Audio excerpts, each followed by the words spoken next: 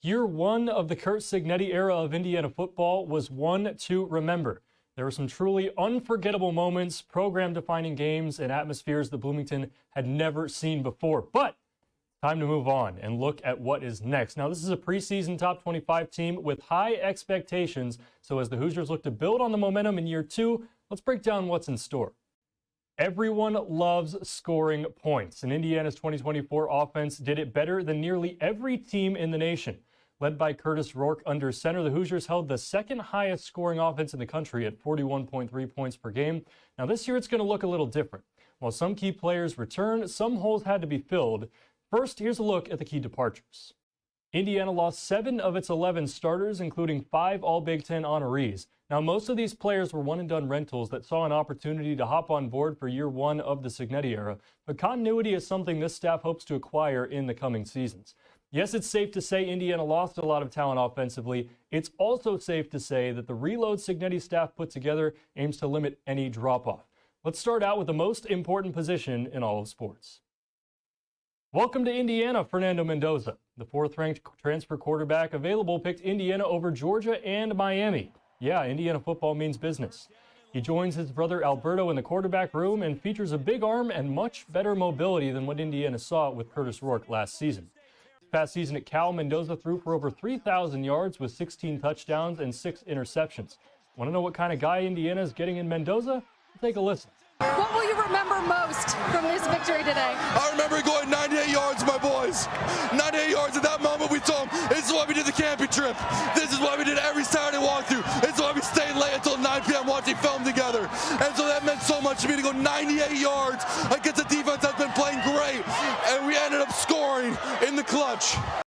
That's leadership, folks. Now let's move on to the running backs.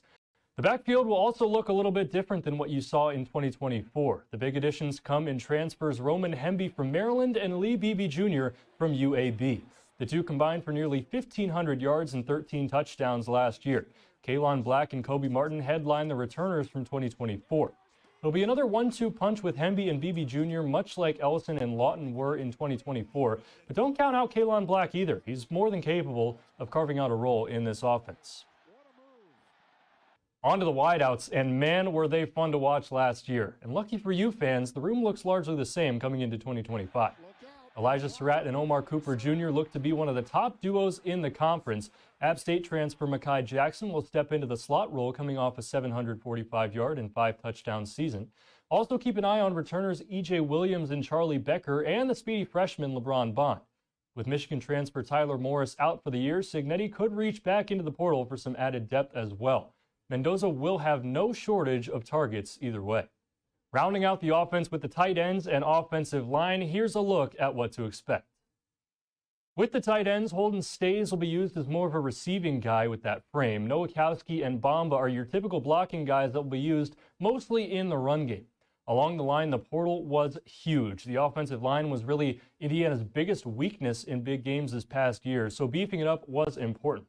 The biggest thing to look at with these guys is size and experience. All 5 have significant experience at the Power 5 level and in big games. Also keep an eye on the portal throughout the offseason for depth additions in both groups. Depth charts and transfer additions will likely change a little bit, but that's a solid idea of what the offense will look like come August 30th. Now let's move to the other side of the ball. Indiana's 2024 defense was 7th in the country in opponent points per game and was a turnover machine. It retained some major pieces, but did lose a few as well. Here's a look. The biggest names on here, West, Carpenter, and Walker. All 3 of them Big Ten honorable mentions and real difference makers. Names you're not seeing on there, though, Aiden Fisher, Mikhail Kamara, and D'Angelo Pons.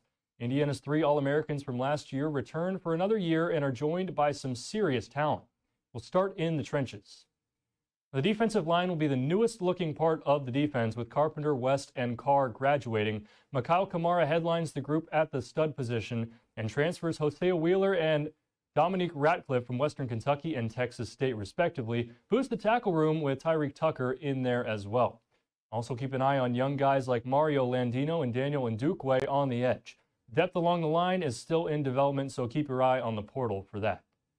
The linebacker room will look very familiar this upcoming season. No transfers, just a good old school college football next in line scenario.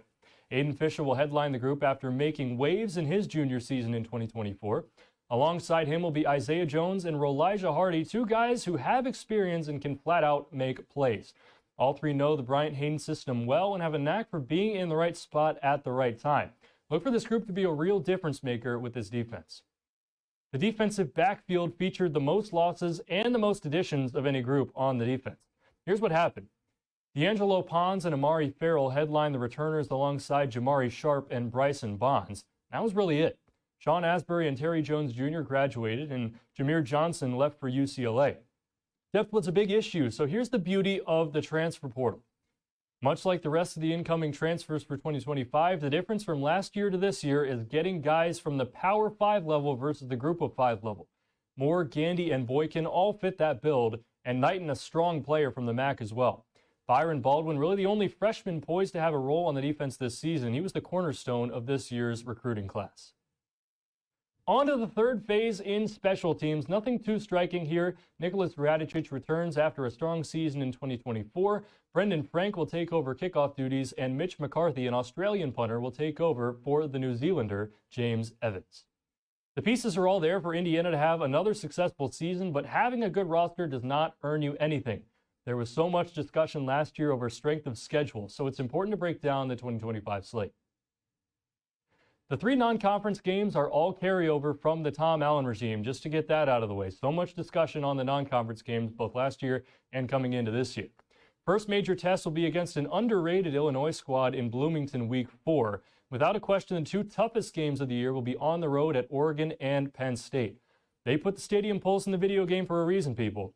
In my eyes, an overlooked game is at Iowa. I think this will be a real test of where this Indiana team stands. It'll be the first game on the road, the toughest opponent at the time at that moment. And Kinnick Stadium always has a good crowd. Should be interesting. It'll be 7 home games and 5 road games this year, with most of the road games in the back half of the season. And the regular season wraps up with a bucket game on the road in West Lafayette, November 29th. Curt Cignetti's group is looking to make noise in the college football landscape once again, and they have the team to do it. There's still plenty of time until the opening kickoff on August 30th, but a lot to be excited about if you're an Indiana football fan.